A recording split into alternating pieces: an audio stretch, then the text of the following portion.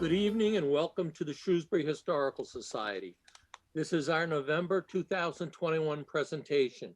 Before our program begins, we'd like to take the opportunity to hear our curator's report and our treasurer's report. Christine Gustafson will read the curator's report. I'm Chris Gustafson, Vice President. Curator Linda Davis reports that several old books, a map, and an envelope of receipts from the Hapgood family were donated to the Society. We also purchased some items for our collection, including a famed photograph of Andrew Henshaw Ward. Several slides and VHS tapes have been transferred into digital files. Linda met recently with the library director and reference librarian to give a tour of the museum and identify resources. Reference questions can be sent to the curator at any time through our website. Appointments have been made for 2 museum tours next week, and the museum continues to be open by appointment only.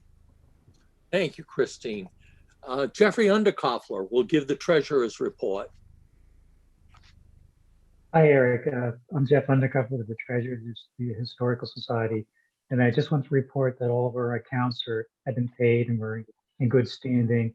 The biggest thing going on this month, this Friday, I'll be meeting with our accountant to go over the taxes for the society and completing that for the prior year.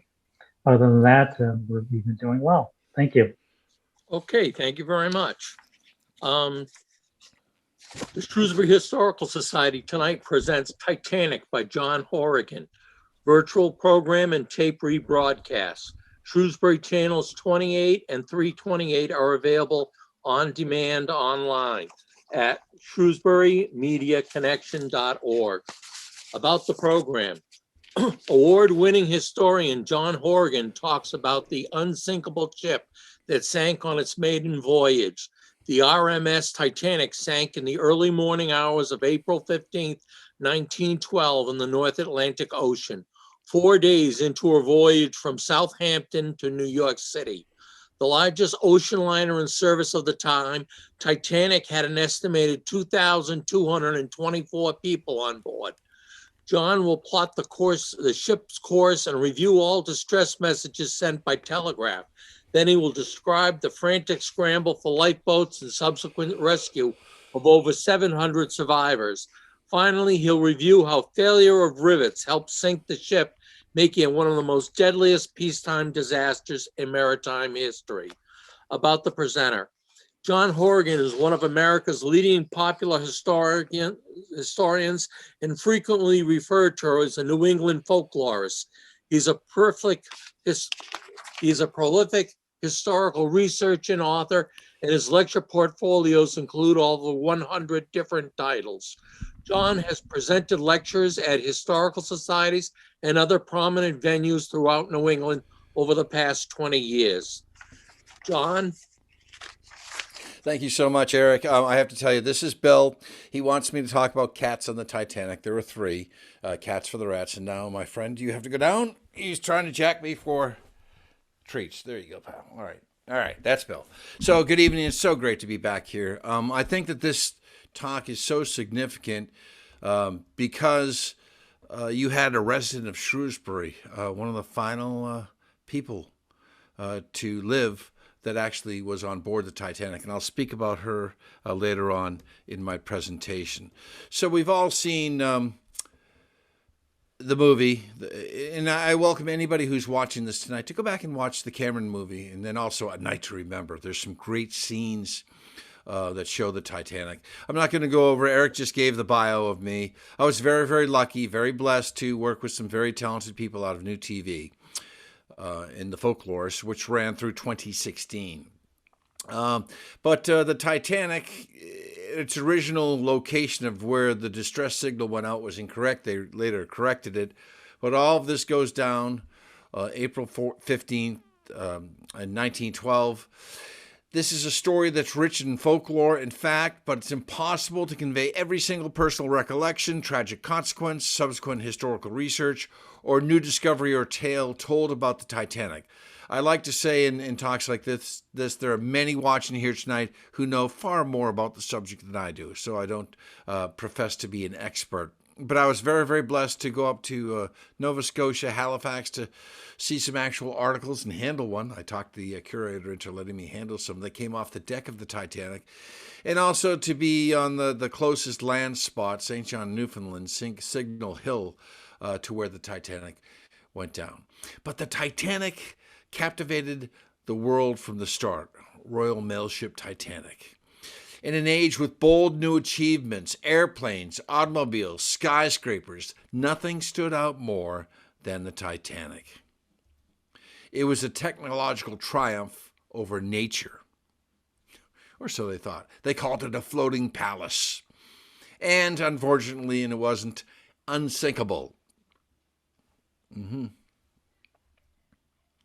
But 100 years later, over, what's 109 years later here, the world's interest in the fascinating history of the Titanic has endured. And today we'll explore why she was built, where, and how. And we'll follow her on her maiden journey, which happened to be her final journey, and that final fateful night.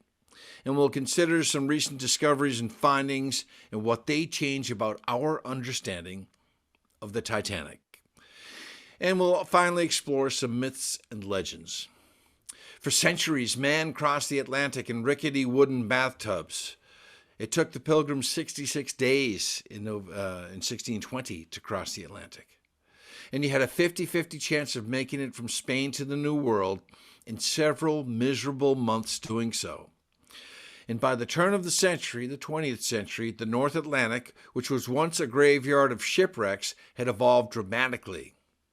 For cargo ships, it had become a superhighway of shipping lanes. For passenger liners, however, it was now a racetrack. Every nation was racing to build the biggest and the best, and the competition was fierce and laced with national pride. The two big players were the Liverpool-based White Star Line and Cunard. Now, Cunard had already set the bar in terms of speed with liners like the Mauretania and Lusitania. Lusitania, as you know, is what when it was sunk by a German U-boat off the coast of Ireland, that's what drew the United States into World War I. Now, White Star decided the best way to win was not in terms of speed, but by building liners of the highest standards of luxury and bigger than anything on the seas. In this way, they could take far more fare-paying passengers per run and could charge top dollar for the large suites designed to take families and staff. We're coming out of the Gilded Age here, and Americans and Brits, they had staff, servants. We all know about the series Downton Abbey. And a lot of the affluent and wealthy lived like that. Now, Belfast, Northern Ireland. This is March 31st, 1909, when construction begins on Titanic. In order to build the Titanic and her sister ship, the Olympic, the White Star Line had to tear down their shipyard and rebuild one that could accommodate the massive new scale of shipbuilding taking place simultaneously. They were building two ships at once. I love this photo here. You can see the Olympic on the right, and on the left is Titanic. To give you a scale, in the lower right-hand corner, you can see a man near some scaffolding, just to give you that. Well, I'll give you some more instances. But every story has a hero. Every story has a villain. This guy's the villain. Joseph B. Ismay. If you notice, he was born in 1862, and he died in 1937, not when the Titanic went down. He served as chairman and managing director of the White Star Line of steamships. Now, Thomas Andrews was the head of Harland and Wolff, which was the design department who designed the Titanic. And the plans were drawn by Alexander Carlisle, who passed in 1926, and his main role of responsibility was the ship's safety system, such as the watertight compartments, lifeboats, etc. From 1908 through 1909, 6 days a week, over 15,000 Irish workers built the ship in the severely disciplined shipyard. They had no rights. You want to work, you work literally your fingers to the bone. But the Titanic and the Olympic each had a 6,000-ton skeleton towering over 200 feet. And you can see the men up on the gangplank there. Here's the Titanic hull. And in the lower right-hand corner, you can see a man holding, it looks like piping, but just to give you a scale of how large this ship was. And you can see men up on the foredeck. But the great gantry spanned 840 feet, and 10 cranes transported men and material to the different levels of construction. And look in the background.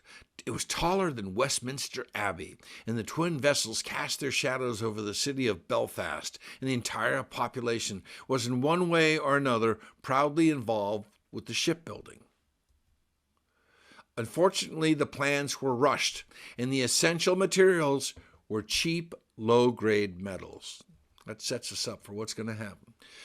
And just to give you a scale today, look at the Oasis of the Seas down the bottom versus Titanic. It dwarfs Titanic. And you can see, like, for instance, the silhouette above of the Airbus A380, the largest commercial airliner in the world. You can also see the Queen Mary 2, which is the gray silhouette there, a bus, a car, and a person, and the Titanic is in blue. But it was 24,000 tons of steel that were used in the building of the hull and the superstructure.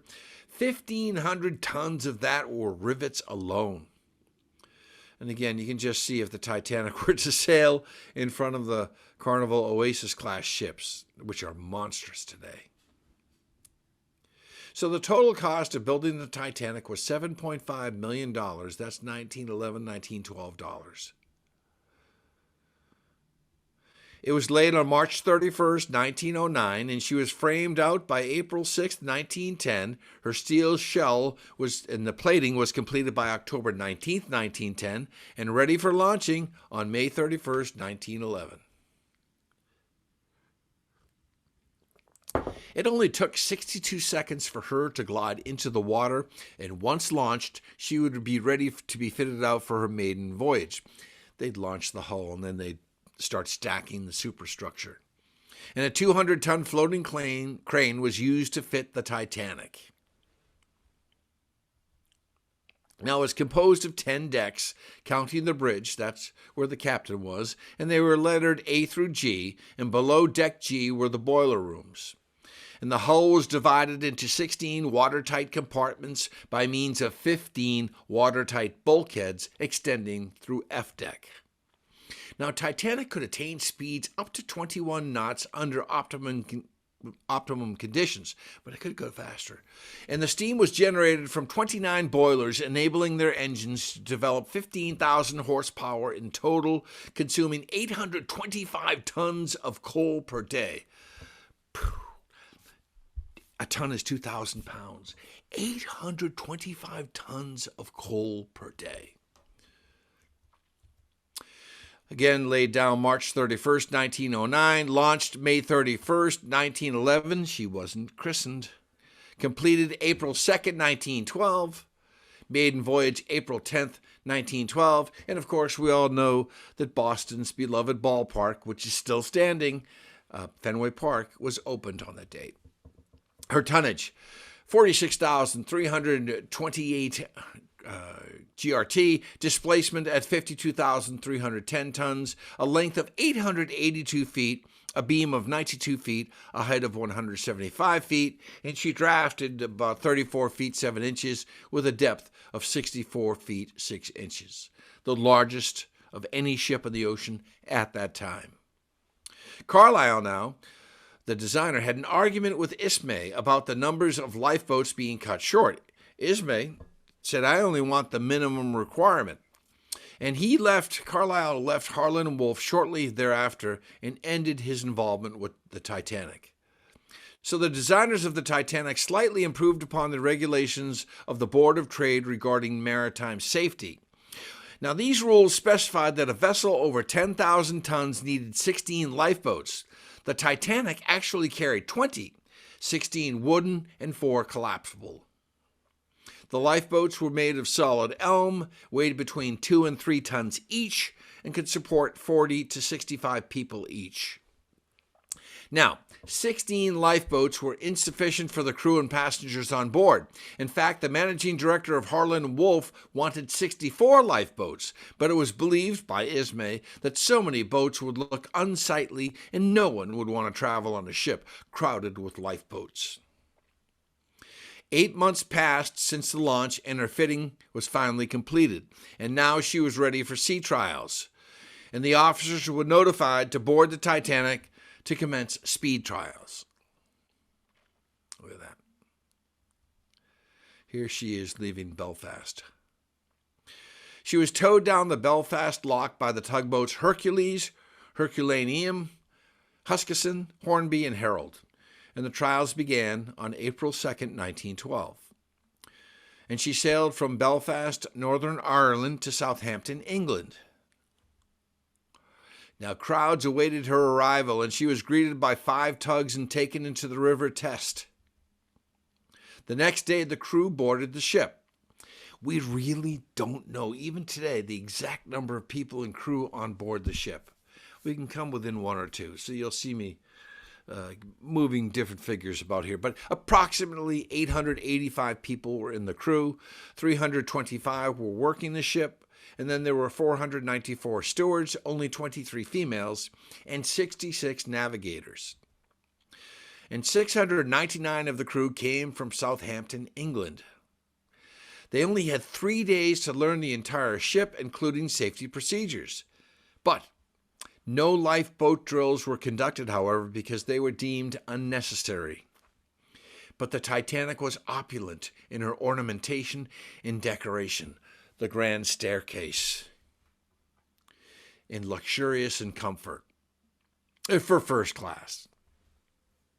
Many of the amenities for first-class passengers were the first to appear on seafaring vessels. There were smoking rooms, libraries, and art throughout the ship for first class.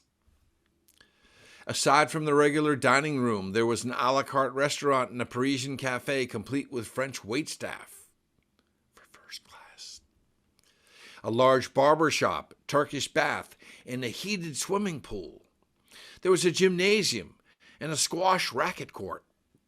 There were cameras and black rooms so guests could develop their film immediately. At this point in time, 1912, photography was all the rage for the wealthy. Every stateroom had electrical lighting and heat available, unheard of. The Atlantic Daily Bulletin was printed daily, and on board the Titanic it had news, advertisements, stock prices, horse racing results, along with the day's menu. Now, the 3 most popular sports during this time were horse racing, boxing, and baseball. But most importantly, she had a Marconi transmitter. Titanic had wireless communication. Now, this is the only photograph known of Titanic's Marconi room. It was taken by passenger Father Brown, a priest who disembarked in Queenstown, Cobb, Ireland, and the operator, we believe, is Harold Bride. The Marconi Company provided Titanic with the first rotary spark discharger. In the 36 hours between leaving Southampton and the collision, it was only 36 hours, the Titanic's radio operators received and sent 250 passenger telegrams. Now, this is one here we'll look at later, but it's saying that the Virginian is standing by Titanic and there is no danger of loss of life. This is from Ismay, Robert Ismay. So passengers sent their telegrams at the inquiry office on the starboard side of the forward first-class entrance, and the handwritten messages were paid for at the desk at the rate of 12 shillings and 6 for the first 10 words and 9 pence per word thereafter. Now, this was a pretty penny in 1912, but not for somebody in first class. And again, here's J. Bruce Ismay, his final telegram. So Titanic's wireless set had a working range of 250 nautical miles, but signaling more distant stations was possible. Some of the older people that are watching this, including myself, remember AM radios and tuning in Massachusetts and picking up Chicago or picking up New York. I remember picking up a New York AM radio station while driving in southern Nova Scotia, listening to the Yankee game. And then, of course, WBZ, our flagship station here in Massachusetts, can be heard as far west as Indiana, sometimes even Missouri. Bounces off the ionosphere. So, at night, though, ranges of up to 2,000 miles were attained. Less interference in the atmosphere. And again, the wireless set was operated by and cared for by Marconi Company employees who were assigned to the Titanic. They were not considered part of the normal crew. And now you had 25-year-old John Jack Phillips on the left and 21-year-old Harold Bride as the deputy or second radio officer. These two guys are the heroes of our story tonight. They saved lives. It's noon, April 10th, 1912. Titanic leaves Southampton, England, and they call at Cherbourg, France, and picked up passengers in Queenstown, Ireland on the 11th at 11:30. And here's the Titanic steaming away from Cherbourg in France. So there are 3 ports of call. And again, as I mentioned, the Titanic weighed 46,328 tons. Now think about this. A first-class passenger ticket for a parlor suite was $4,350 in 1912. I mean, you can get that maybe for half today on some cruise ships, especially post-COVID. And it was $150 for a berth ticket. That was for third class. Still, a lot of money. So the ship could accommodate 739 first-class passengers, 674 in second class, and 1,026 in third class. And again, we estimate her crew was about 885 on her maiden voyage. And on the maiden voyage, she carried approximately 1,317 passengers, which, as you can see, is well beneath their capacity.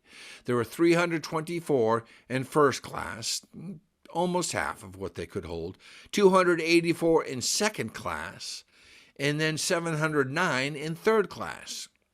We know that 66% were male, 34% were female, and there were 107 children on board.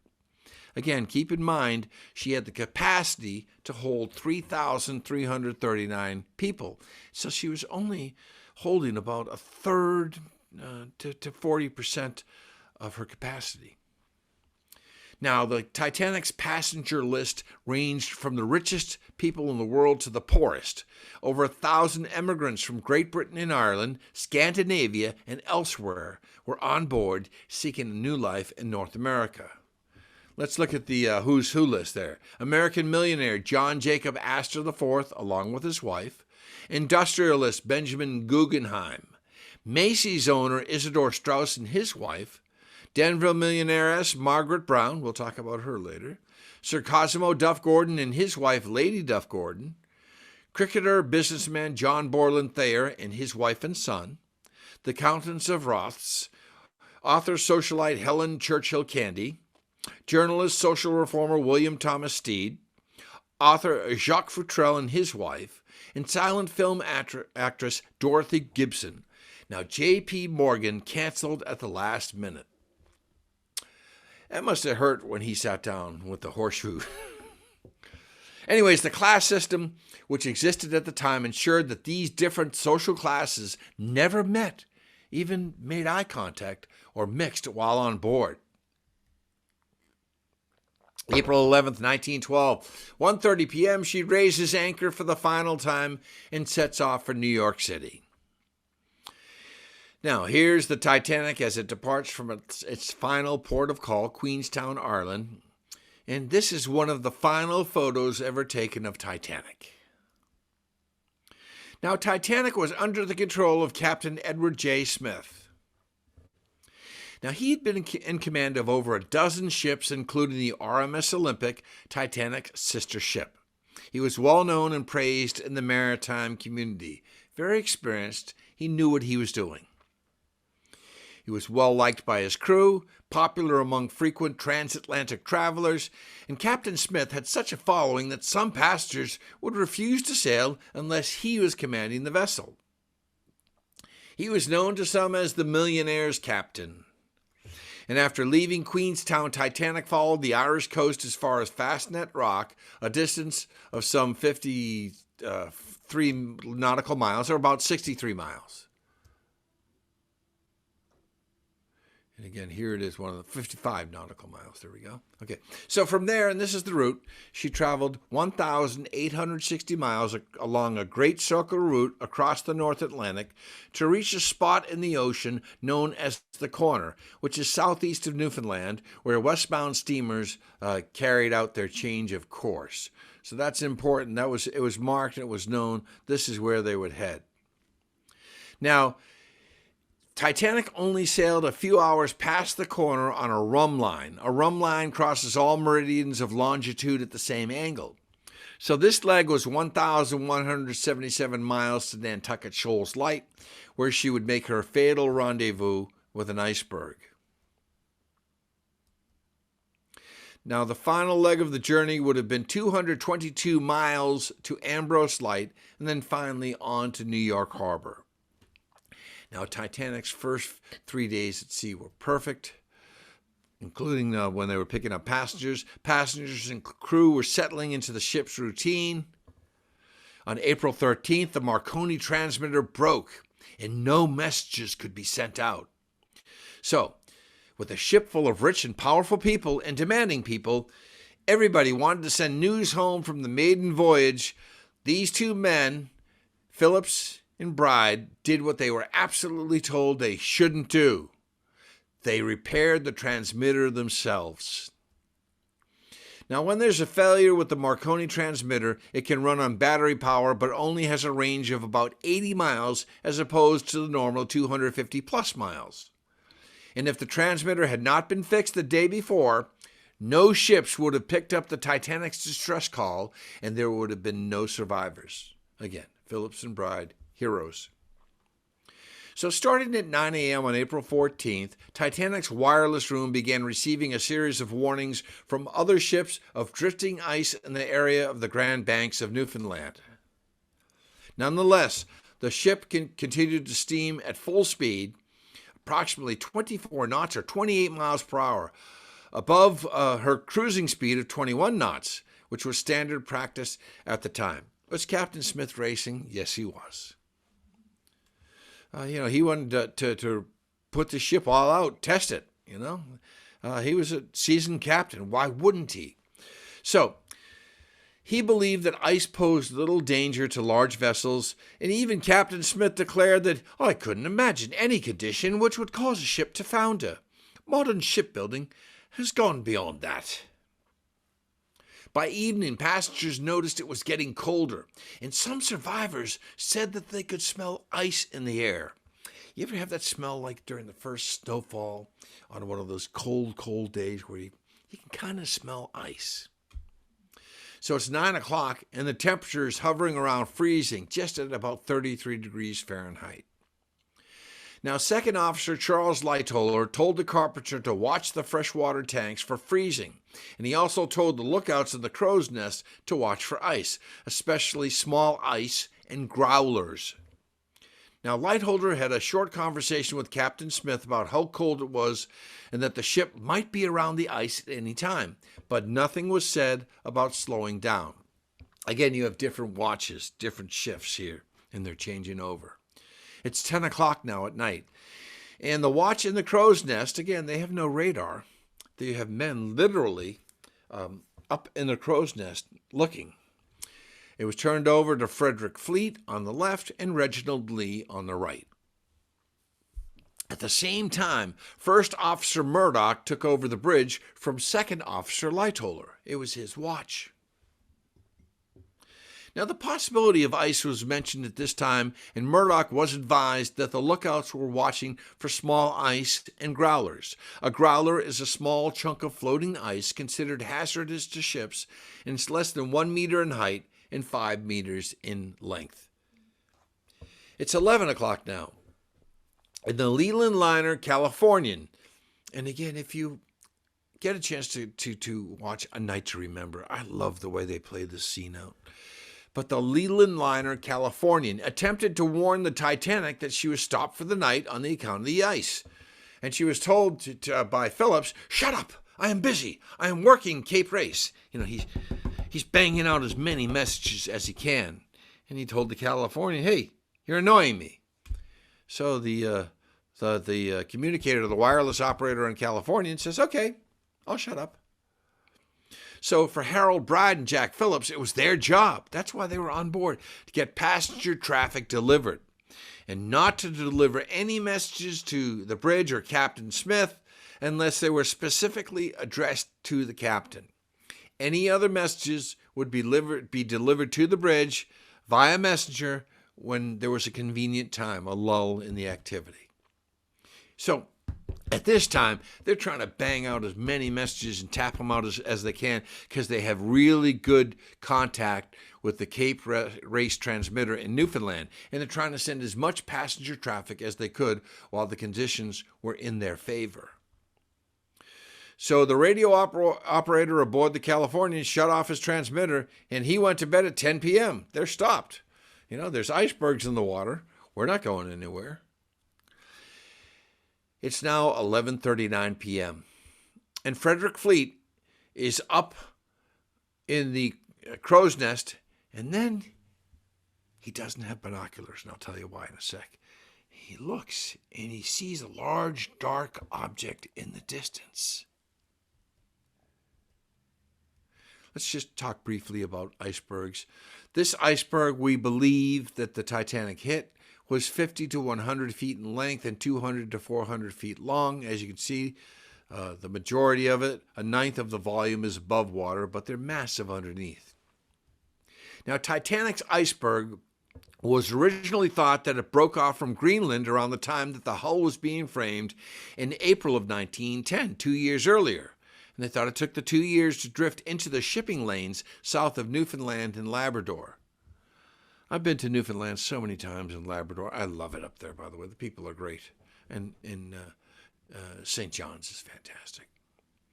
So new research now puts that date at January of 1912. In other words, it was only a few months that the iceberg broke off and drifted into those shipping lanes. So Donald Olson from Texas State University said that, quote, sorry about the accent, once in a many lifetimes event occurred on January 4th, 1912, when the moon and sun lined up in such a way that their gravitational pulls enhanced each other. At the same time, the moon's closest approach to Earth that January was the closest in 1,400 years, and the point of closest approach occurred within 6 minutes of the full moon. You know how we hear about when New England's hit by storms, especially if it's a king's tide where the moon is in the right position at high tide? Well, all of these conditions were in place. And he said on top of that, the Earth's closest approach to the sun in a year had happened just the previous day. So the moon and the sun, they're pulling at the Earth's surface. And again, this is Olson's theory. This configuration maximized the moon's tide-raising forces on the Earth's ocean. That's remarkable. So his research determined that to reach the shipping lanes by mid-April of 1912, the iceberg that the Titanic struck broke off from Greenland in January of 1912. And the high tide caused by these bizarre combinations of astronomical events would have been enough to dislodge icebergs and give them enough buoyancy to reach the shipping lanes by April. Back to Fleet. 11:39, he sees the silhouette. And suddenly, rings the warning bell 3 times and calls the bridge. The response from 6th Officer Moody was, "What did you see?" Fleet answers, "Iceberg, right ahead." Is this an actual photo of the iceberg? Some think it is. Again, this was taken right after the rescue was made, but some people believe, and I agree, this is the iceberg they hit. And you can see, look at the paint scrape there on the side of it, of the Titanic. I believe this is the berg they hit. And of course, icebergs can change their shape and size and buoyancy in a matter of hours. Anyways, First Officer Murdoch was told of the iceberg, and he reacted quickly. These guys were on their toes. He ordered Quartermaster Hitchens hard a starboard on the wheel, which turned the bow to the port or left, and he ordered the engine stopped and then full reverse. Good on him. After only 37 seconds, the Titanic finally started to turn. He did his best. And it looked like they were going to clear the iceberg when at 11:40 p.m., 3 minutes after fleet had called out, a shudder vibrated throughout the ship. Several passengers reported ice coming in their open portholes. Some passengers were awakened by the jolt, and others were awakened by the commotion that followed. Thomas Andrews, the architect, and the ship's carpenter were ordered to check the ship for damage. Everybody's awake now, or most everybody. Andrews went down to the boiler rooms and he found that there was 14 feet of water in the forward compartments in the first 10 minutes. He knew. He knew it was bad. He figured there was a gash in the starboard side below the waterline at least 300 feet long. The forepeak, the two forward holds in boiler rooms 5 and 6 were now open to the sea. And he advised Captain Smith of this, and he gave the Titanic an hour, maybe 2 at most, to stay afloat. And after that, he's dazed. Dazed. Shortly after midnight, Captain Smith gave the order for the boats to be loaded with women and children. And again, I'm going to just 2,223, you heard Eric mention the number ahead, 2,224, 2,227. These are the numbers I've seen of the people on board, including crew, at the time of the strike. I don't know, but we do know there was only room in the 20 lifeboats for 1,178 if they were fully loaded lifeboats, if they were at capacity. Just before 12:15 a.m. on April 15th, Captain Smith came into the wireless room and told Phillips and Bride to send out the request for assistance because his ship was sinking. It took a big man to admit that, so I give that to Captain Smith. We've struck an iceberg sinking fast. CQD, he goes 6 times. CQD. DE, that means. MGY, that's Titanic, 6 times. Position, 41.44 north, 50.24 west. La Provence and Frankfurt, some ships hearing this, they receive Titanic's first distress signal, and Frankfurt receives the position and says, okay, stand by.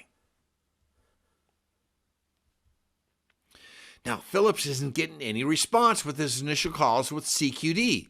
So Bride suggests, why don't you use that new Morse code distress signal, SOS? So it's the first time CQD and SOS are used together. Now, CQD comes from the French sécu or sécurité or secours, and it was the first international call sign for all stations distress. Although it was never adopted officially, all the mariners know what CQD meant. I do want to stop here and just salute the Edmund Fitzgerald went down at 7:14 p.m. on this night, November 10th, 46 years ago. I just want to say that. Salute those. But the captain gives Mount Temple their position by latitude and longitude. And now Phillips sends out the following. This is huge. CQD, MGY, distress, Titanic. Require assistance immediately. Struck by iceberg, 41.46 north, 50.14 west, sinking.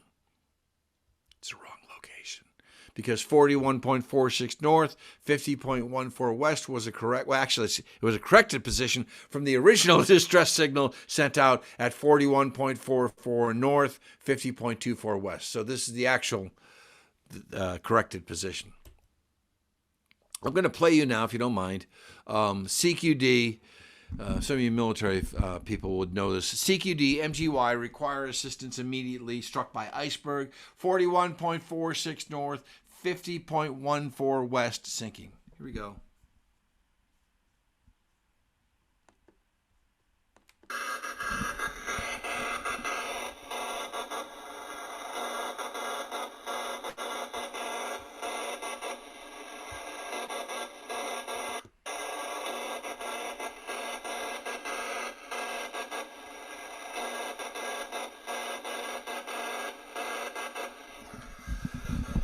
I just wanted to give you an idea of what the Morse code would sound like. Mount Temple hears the Titanic sending CQD and replies, "Cannot hear me, advise my captain."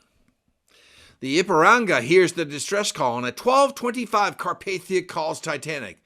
"Do you know the Cape Cod is sending you a batch of messages?" At 12:25 a.m., Titanic replies to Carpathia, "Come at once. We've struck a berg. It's a CQD, OM. It's a distress situation, old man. Position 41.46 north, 50.14 west." Carpathia replies, "Shall I tell my captain? Do you require assistance?" Titanic says, "Yes. Come quick." So word spreading slowly, confusion, murmurs among the passengers. There's confusion. Difficult to get them on deck. "Well, this is unsinkable. I'm not going out into the cold. No, I refuse. That's a rumor." And then we should go on deck. They're calling us. Well, what am I going to wear? Grab the jewelry. So some passengers did make it to the boat deck, and they found it too cold to stay outside.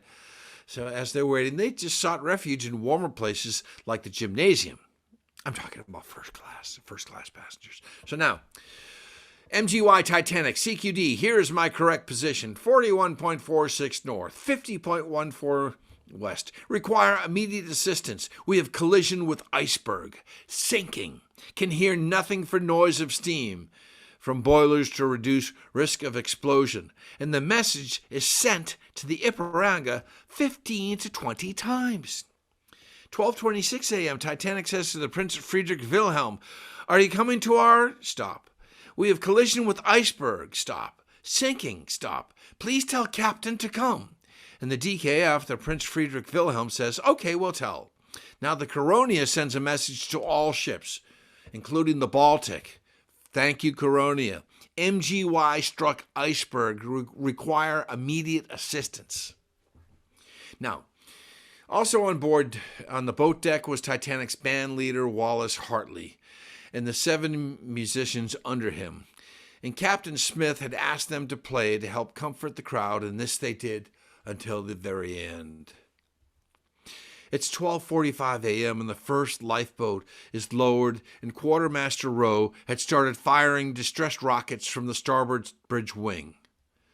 Of course, they're not seen by Californian, which is about 5 to 10 miles away, because they're all sound asleep.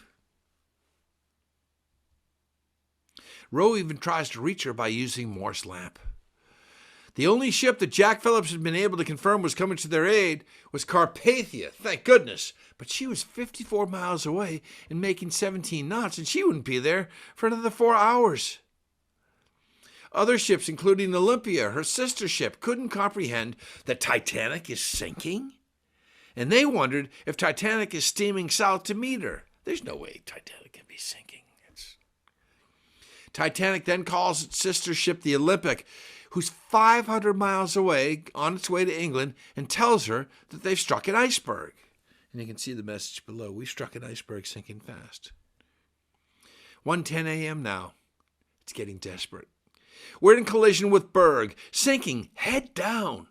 41.46 north, 50.14 west. Come soon as possible." Now, Phillips had similar responses from other ships as well. A lot of them were tire kickers, curious. And this was more frustrating than anything for Phillips and Bride, because they now knew the gravity of the situation. They were in grave mortal danger. And now the ship has a very noticeable list towards the bow. Now, officers are still having trouble getting passengers to believe that Titanic was actually sinking. Why should we leave this large ship? Lawrence Beasley described it in his book about the disaster. He was on second class. He said, "To feel her so steady and still was like standing on a large rock in the middle of the ocean." Now, some of the lifeboats, and again, even at capacity, they'd have to leave some people on board. But some were leaving with as little as 12 on board. These were some boats meant to hold 40 to 65 people. 1:15 a.m., Baltic to Coronia. Please tell Titanic we are making towards her. Thank you, Baltic, and thank you, Coronia. It's 1:20 a.m. Cape Race now hears the Virginian inform Titanic that we are going to his assistance. Our position 170 miles north of Titanic. And at 1:25 a.m., Coronia tells Titanic, Baltic coming to your assistance. It's 1:25 a.m. and Olympic asks Titanic, are you steering south to meet us? Titanic says, we're putting the women off in boats. 1:30 a.m., Titanic to the Olympic. We're putting passengers off in small boats. Women and children in boats cannot last much longer. It's 1:30 a.m. and Titanic's bow and forward deck are now well underwater. Water's approaching B deck, just below the bridge. When the water got into the boilers and then exploded, people began to panic, and First Officer Murdoch stopped a rush on boat number 15. Now, there's been debate. Did he have a firearm? I believe he did, personally. It's 1:40 a.m. Collapsible sea now is being lowered, and after there was no more response to the call for more women and children, the biggest coward of them all, J. Bruce Ismay, steps into the boat and saves himself. 1:40 a.m. Cape Race. Cape Race is Newfoundland. They tell Virginian, the Olympic is making all speed for Titanic. You are much nearer to Titanic. The Titanic is already putting women and children off in boats, and he says the weather there is calm and clear. The Olympic is the only ship that we've heard say going to the assistance of the Titanic. The others must be a long way from the Titanic. 1:45 a.m. Carpathia hears the last signals from the Titanic. Come as quickly as possible, old man. The engine room is filling up to the boilers. I always get to hold myself together at this portion of the talk. I've given this dozens of times. Shortly after 2 a.m., the stern was lifted far enough out of the water to expose the giant propellers. I'm going to go play some music for you now. At 2:05 a.m., the last lifeboat to be lowered was Collapsible D. Collapsible B floats off the boat deck, overturned where it had landed when crewmen lowered it from the roof of the officers' quarters. So it went in the water the wrong way. They did right it. Over 1,500 passengers were still on board, and they realize that all of the lifeboats are gone. And they flock aft towards the steadily rising stern. I can't even imagine this.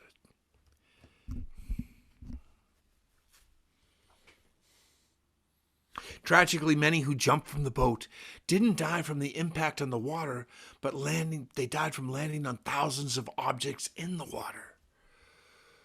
And steerage access to the boat deck was limited, and there were reports of stewards keeping the passengers below. You've seen this as it was shown in both Titanic films. I believe that, yes, they did close the gates. Yes, they locked third-class passengers down below. I believe that.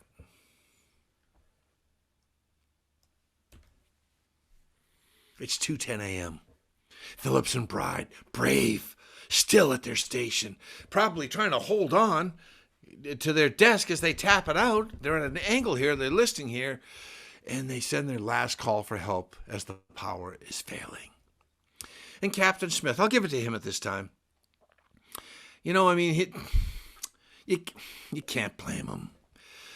And he tells the two men, Phillips and Bride, men, you've done your full duty. You can do no more. Abandon your cabin. You look out for yourselves now. I'll release you. That's the way it is at this kind of time. Every man for himself. 2:17 a.m. Virginian hears Titanic call CQ. Call to all ships. But they can't understand him, and the signal ends abruptly. 2:20 a.m. Virginian to the Olympic. Have you heard anything about Titanic? Olympic. No, keeping strict watch, but hear nothing more from Titanic. No reply from him. I'm going to turn this up. So this is when the band played their final song. Most of the survivors remember hearing the hymn, Nearer My God to Thee. Others remember a similar song, Song d'Automne, which was popular at the time.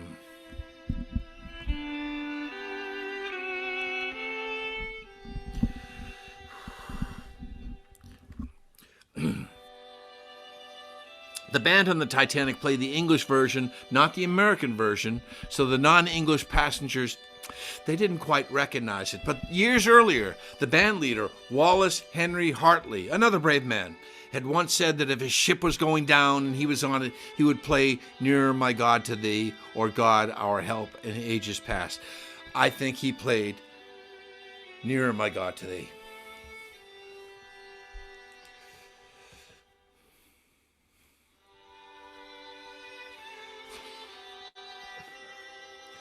As the band played on, standing behind the first funnel, just by the grand staircase, they were washed overboard, and Hartley said, "Gentlemen, I bid you farewell." In Walter Lord's A Night to Remember, wireless officer Harold Bride said he heard the song Autumn as the final song that the band played. He was busy that night.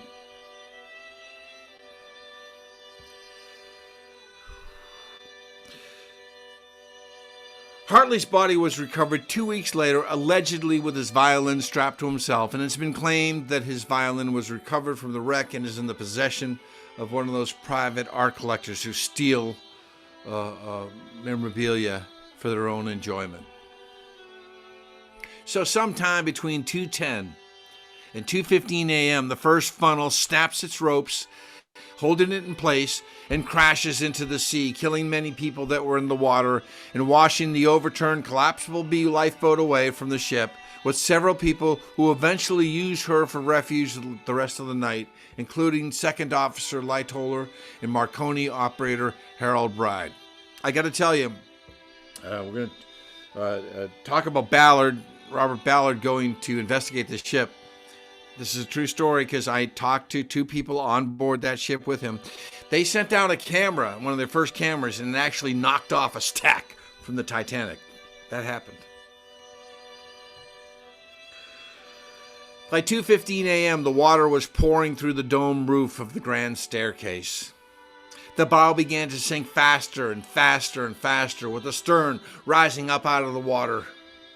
Most of the passengers still on board were now clinging to the rising stern, the fate. And that's when Father Biles was holding a prayer service with many people on the ever-rising stern.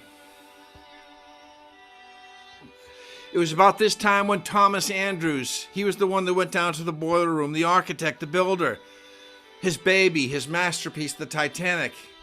And he's seen standing, dazed, at the fireplace, holding on in the first-class smoking room, just staring at a picture of Plymouth Harbor in England in a daze, ignoring all pleas from passengers and crew to save himself. He's going down, down, down. It's 2:18. The Titanic's lights flickered once and came back on and then went out forever.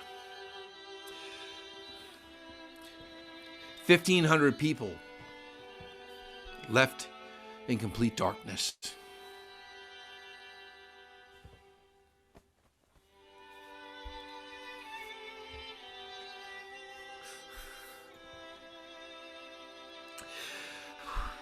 Several survivors, like Jack Thayer, he said he saw the ship break in two.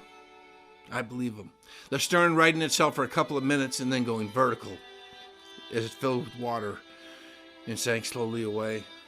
Mrs. Stevenson, she's in Lifeboat 4. She says the lights on the ship burned till just before she went. When the call came that she was going, I covered my face and I heard someone call, "She's broken." After what seemed a long time, I turned only to see the stern almost perpendicularly in the air, so that the full outline of the blades of the propeller showed above the water. She then gave her final plunge, and the air was filled with cries.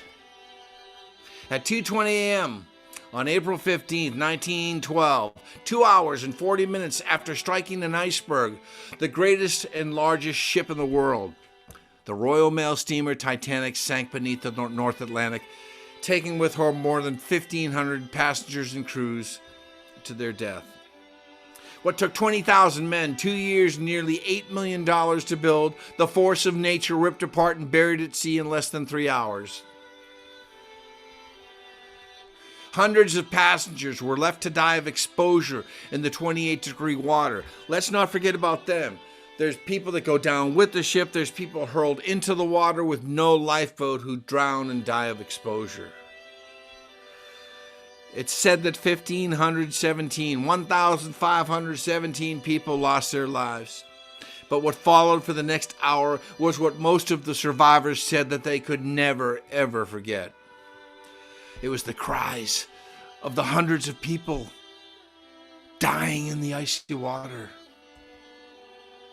Survivors now floated, the lucky ones, in 20 lifeboats on the dark, cold North Atlantic. The rockets were spotted at about 3:30 a.m. from a ship on the horizon, a distant ship smoke. It's the Carpathia.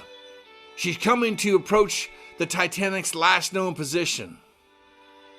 They're drifting now. Dawn approaches. There's light now. And now the survivors can see the icebergs and the field ice. And here comes Carpathia. They're saved.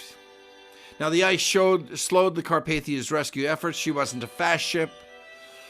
But by 8:30 a.m., all of the survivors were aboard the Carpathia. Just before 9 a.m., the Carpathia steamed for New York City with 700 survivors on board. Of the 705 people who were rescued, 60% were first class. 80% of the first class survivors were women and children. Carpathia took 3 days to reach New York, and after leaving the scene of the disaster, her journey was slowed by pack ice, fog, thunderstorms, rough seas. Nobody could believe it. No way. Titanic. Oh, the Syracuse. All passengers rescued, because Ismay said so. The band played till the end. 1,500 to 1,800 dead. 1,341 lives lost.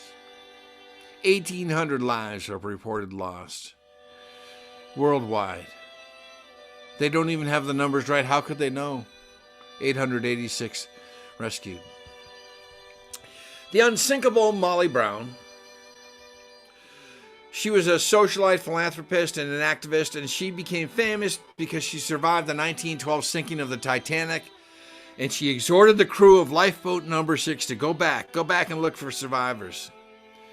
It's unclear whether any survivors were found after lifeboat number 6 looked for them, but she was known as the unsinkable Molly Brown because she survived 2 shipwrecks during her life. But she wasn't called Molly during her lifetime. Her friends called her Maggie. 73 years Titanic has sat in complete, well, actually much longer than that, has sat in complete darkness in the ocean floor, broken into pieces. It sits 3,821 feet below the surface. And that's when oceanographer, maritime archaeologist Robert Ballard and his team had to use the best of technology available in the 80s in the form of sonar, satellite tracking, and deep dive technology to locate Titanic's grave. She was found 13 and a half miles southeast of the position given in her distress call in depths of over 12,400 feet of water, 2.5 miles deep. Obviously, she drifted over time. 1,000 miles due east of Boston. 375 miles, that's debatable, southeast of St. John's, Newfoundland. Here's the sign here. It says 365 miles. I took it Signal Hill, Titanic. So Ballard rightfully left a plaque honoring the 1,500 victims because it's a gravesite. But now there's still a thirst. We're still interested, all of us, me, you, over and over again about the Titanic, myths, legends. It's an unstable archaeological site, and bacteria in the water is eating away the iron in the ships, and it's creating what's known as rusticles. A rusticle is a formation of rust similar to an icicle or stalactite in appearance, but it occurs underwater when wrought iron oxidizes. And that's all that's left behind from the steel is carbon. And for reasons unknown today, these rusticles are actually generating electricity.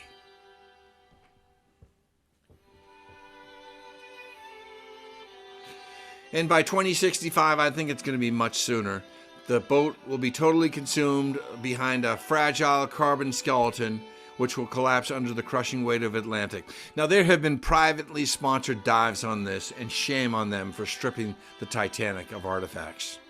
Shame. But while she's here, we know we can learn a lot. There are a lot of discoveries, shattering age-old myths about the sinking of the Titanic. And when compared, the survivors' stories are riddled with contradictions. But the Titanic is revealing answers for questions a century old, and it's raising new ones. We always thought an iceberg tore a 300-foot hole in her side like a zipper, and the bow with the iceberg damage is embedded 6 stories deep in silt and clay. But sonar has shown that the damage is a series of small holes. Much of the damage is as thin as a human finger, and there are some 5 to 15 foot holes, not one zipper-like 300-foot hole. So these are the equivalent of pinpricks, and the damage only encompasses 12 square feet, the equivalent surface area of an average-sized person. Now, water was rushing in at 7 tons per second. All safety gear was rendered useless. 6 compartments were damaged, and 10 minutes later, passengers mentioned feeling as though they were walking uphill. It happened quickly. There was 8,000 tons of water in the ship by midnight, just 20 minutes after the collision.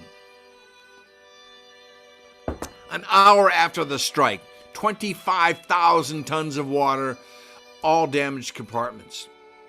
So how did such minor damage cause the enormous ship to sink in just mere hours?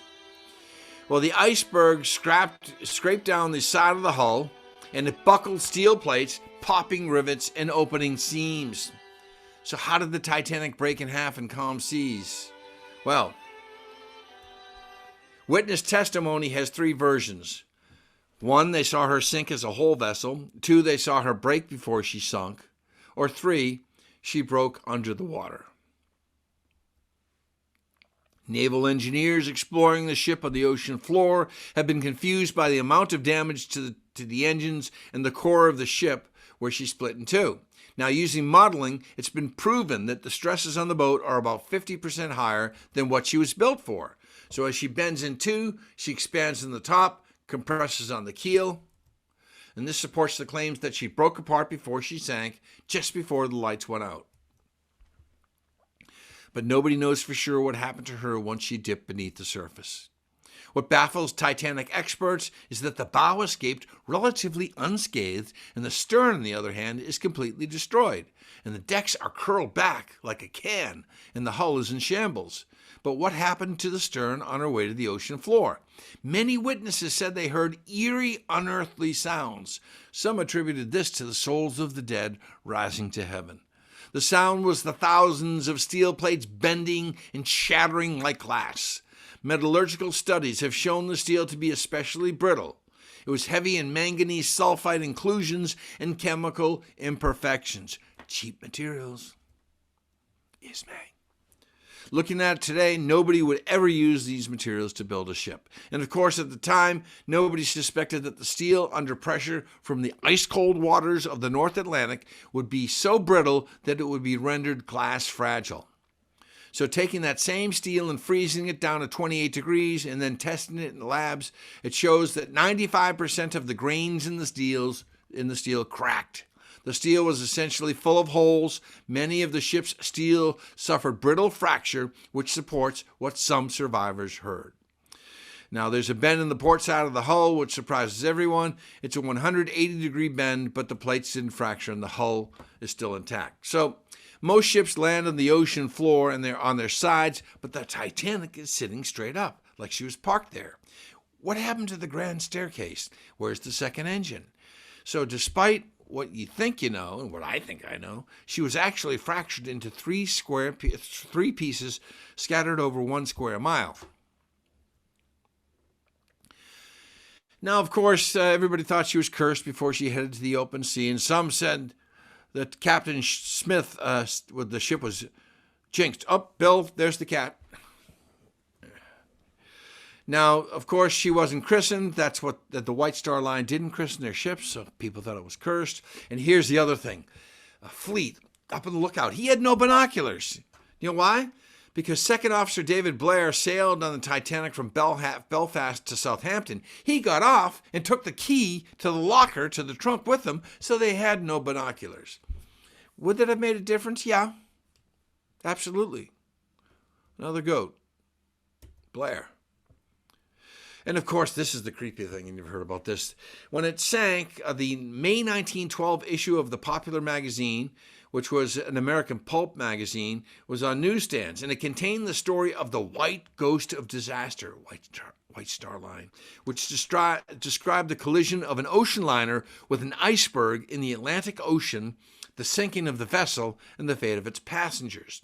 Now, Morgan Robertson wrote a book called Futility about an enormous British passenger liner called the Titan, which, deemed to be unsinkable, sound familiar, carries insufficient lifeboats.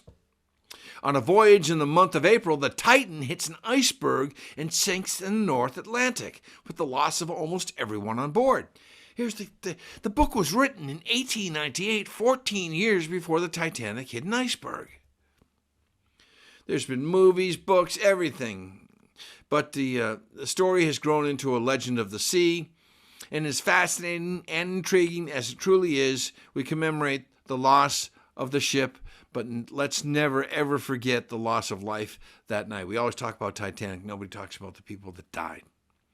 And of course, there was a public outcry. Many of the bodies were recovered, only to be returned to the ocean. Now, Canon Hines officiated the burial at sea, and he said the prayers from the burial service were said, the hymn, Jesus, Lover of My Soul, sung, and the blessing given.